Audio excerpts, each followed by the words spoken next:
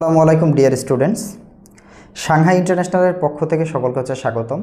So আজকে আপনারা অনেক সময় আজকের ভিডিওতে হচ্ছে জানাবো আপনার মালয়েশিয়াতে আপনার পড়াশোনা করার সময় আপনার মান্থলি যে এক্সপেন্স অর্থাৎ মাসিক যে খরচটা সেটা কীরকম খরচ আসতে পারে, কত টাকা আসতে পারে, এই নিয়ে হচ্ছে একটা বিস্তারিত তথ্য।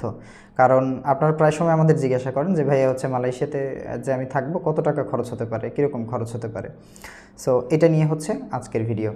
যারা আমাদের চ্যানেলে নতুন তাদের জন্য বলে রাখি, সাংহাই ইন্টারন্যাশনাল মালয়েশিয়া এবং সাইপ্রাসে উচ্চশিক্ষা নিয়ে কাজ করে। সো আপনি যদি এই দুই দেশে উচ্চশিক্ষা কিংবা বিদেশে উচ্চশিক্ষা নিয়ে আগ্রহী থাকেন তাহলে আমাদের ফেসবুক পেজে ফলো দিতে পারেন।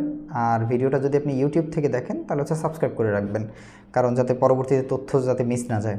ওকে, সো মালয়েশিয়াতে থাকার কয়েকটা বিষয় আছে।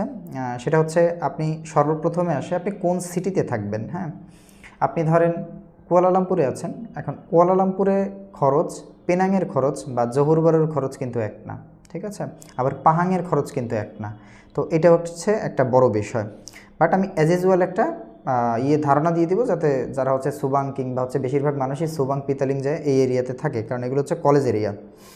ওকে, তো প্রথম বিষয়টা কি, depend on your city, depend on your housing. আপনি কোন হাউজিংয়ে থাকছেন, যেমন সানোয়ের হাউজিংয়ে খরচ অনেক বেশি, নর্মাল বাসায় এবার খরচ কম, এরকম আর কি বিষয়টা। আমি একটা জাস্ট ধারণা দিয়ে দিচ্ছি।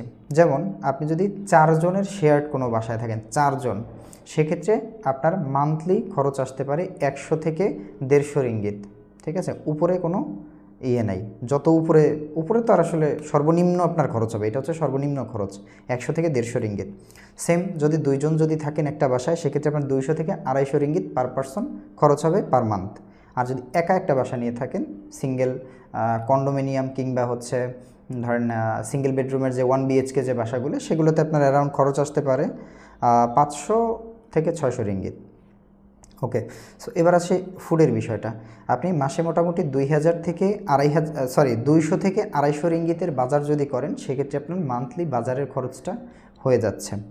এর বেশি আসলে লাগে না, কারণ আমরা নিজে যখন বাংলাদেশিদের সাথে কথা বলেছি তারাই বলেছে যে ভাই এর বেশি আসলে কখনোই লাগে না, 200 রিঙ্গিতে হয়ে যায়। এরপর আসেন আপনার হাত খরচটা আসলে একান্তই আপনার উপর ডিপেন্ড করে, আপনি কীরকম খরচ করতে পছন্দ করেন।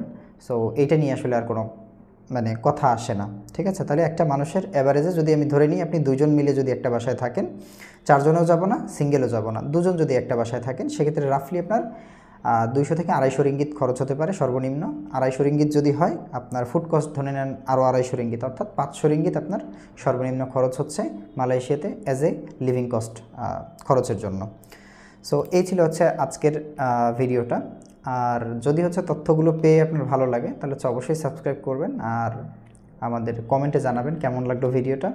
ভালো থাকবেন, সুস্থ থাকবেন, আল্লাহ হাফেজ।